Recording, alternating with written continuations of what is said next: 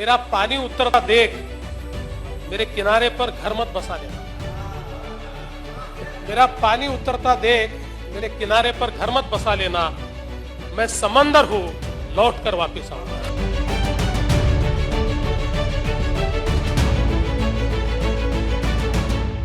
नितिन गडकरी का हाथ पकड़ नागपुर के त्रिकोणी पार्क से पार्षदी जीतकर महाराष्ट्र की त्रिकोणीय राजनीति में शिखर तक पहुंचने वाला संघ का तेज तर्रार प्रचारक जब विधायक बना तो महाराष्ट्र में लगे उसके होर्डिंग देख देश के पूर्व प्रधानमंत्री स्वर्गीय अटल बिहारी वाजपेयी ने दिल्ली में मॉडल विधायक कहकर स्वागत किया। जिद्दी इतना कि इमरजेंसी में विधान परिषद के सदस्य पिता जेल गए तो इंदिरा कॉन्वेंट में पढ़ाई करने वाले बच्चे ने स्कूल केवल इसीलिए छोड़ा क्योंकि स्कूल के नाम में इंदिरा था। ये परिचय उस कद्दावर नेता का है जो महाराष्ट्र की राजनीति में बीजेपी के लिए गेम चेंजर बनकर उभरा है।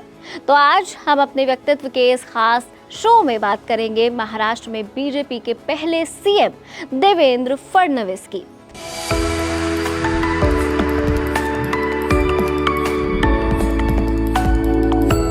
महाराष्ट्र के नागपुर में 22 जुलाई 1970 को आरएसएस के सक्रिय सदस्य और बीजेपी नेता गंगाधर राव के घर जन्मे देवेंद्र फडणवीस के सिर से पिता का साया केवल 17 साल की उम्र में हट गया था। 1989 में कॉलेज के दौरान ही आरएसएस के स्टूडेंट विंग एबीवीपी से जुड़े। जल्द अपनी तेज तर्रार छवि की वजह से आरएसएस प्रचारक भी बन गए। क्षेत्र में पहचान ऐसी कि 1992 में ही नागपुर नगर पालिका में आने वाली त्रिकोणी पार्क से कॉर्पोरेटर चुने गए। 1997 में नगर पालिका की एक बार फिर से चुनाव हुए। इस बार तो इतिहास रचते हुए केवल 27 साल की उम्र में मेयर बनने वाले सबसे युवा व्यक्ति बने।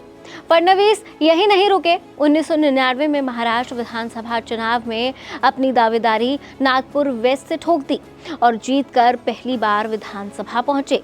2004 में एक बार फिर इसी सीट से जनता का जनादेश मिला तो 2009 से लेकर 2024 तक नागपुर साउथ वेस्ट से लगातार चौथी बार विधायक बनकर सदन पहुंचे।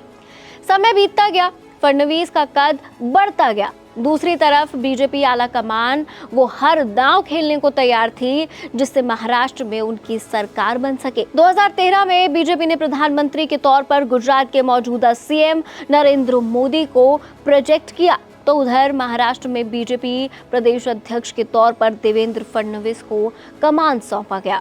अगर राजनीतिक गलियारों के दिग्गजों की माने तो महाराष्ट्र की राजनीति के दो सिर, पहले गोपीनाथ मुंडे और दूसरे नितिन गडकरी अपनी पसंद के नेता को इस पद पर काबिज करना चाहते थे, लेकिन दोनों तरफ फडणवीस के लिए सॉफ्ट कॉर्नर होने और संघ की सिफारिश का उनको फायदा मिला। फडणवीस अध्यक्ष तो बन गए, लेकिन उनके लिए सबसे बड़ी चुनौती आने वाली लोकसभा चुनाव थी। बाधा पार हुई और बीजेपी ने लोकसभा चुनाव में महाराष्ट्र में अच्छा प्रदर्शन किया। अब बारी थी 6 महीने बाद होने वाली विधानसभा चुनावों की, जिसमें बीजेपी राज्य की सबसे बड़ी पार्टी बनकर उभरी। तो बीजेपी आला कमान ने भी बड़ा दिल दिखाते हुए उस महाराष्ट्र में जहां आमतौर पर मुख्यमंत्री की कुर्सी पर मराठा या ओबीसी समाज से आने वाला शख्स ही बैठता है, उस कुर्सी पर बीजेपी ने गठबंधन वाली सरकार की कमान ब्राह्मण समाज से आने वाले देवेंद्र फडणवीस को दे दी। 1992 में लॉ की डिग्री लेने वाले फडणवीस ने वकील न बनने का फैसला लिया और जर्मनी के बर्लिन स्थित German foundation for international development से उन्होंने बिजनेस मैनेजमेंट के पोस्ट ग्रेजुएशन की डिग्री हासिल की और इस मैनेजमेंट के पढ़ाई का फायदा भी उनके राजनीतिक करियर में देखने को मिलता है। गठबंधन की सरकार होने के बावजूद भी करीब 49 साल बाद महाराष्ट्र में किसी सीएम ने अपना 5 साल का कार्यकाल पूरा किया। 21 अक्टूबर 2019 को राज्य में एक बार फिर चुनाव थे 24 अक्टूबर को इसके परिणाम आए और बीजेपी गठबंधन को एक बार फिर सरकार चलाने का जनादेश मिला। बीजेपी की तरफ से पुनः राज्य की कमान संभालने के लिए फडणवीस तैयार थे, लेकिन सहयोगी पार्टी शिवसेना ने भी मुख्यमंत्री पद पर दावा ठोक दिया। 19 दिनों तक सरकार नहीं बनी। राज्यपाल की सिफारिश पर महाराष्ट्र में 12 नवंबर को राष्ट्रपति शासन लगा दिया गया।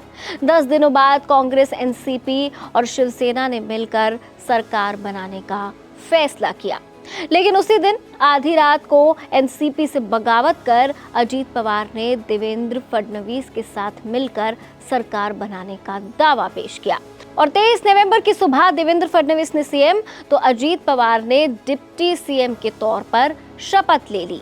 लेकिन ये सरकार ज्यादा दिनों तक नहीं चली। 2 दिन बाद ही अजीत पवार विधायकों के साथ एनसीपी में लौट गए।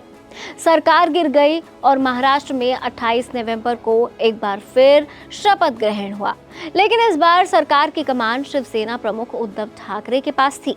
यह घटनाक्रम फडणवीस को शूल की तरह चुभी और सरकार गठन के बाद 1 दिसंबर को विधानसभा में बोलते हुए फडणवीस ने एक शेर अर्ज किया, मेरा पानी उतरता देख मेरे किनारे पर घर मत बसा लेना, मैं समंदर हूँ, लौटकर वापस आऊंगा।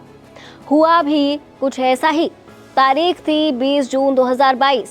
रात के दोपहर बीत चुके थे। फडणवीस के फोन पर कॉल आती है और घर से निकल पड़ते हैं, पहुंचते हैं दिल्ली। सुबह होते होते पता चलता है कि शिवसेना के सबसे भरोसेमंद सैनिक ने पार्टी से बगावत कर दी है।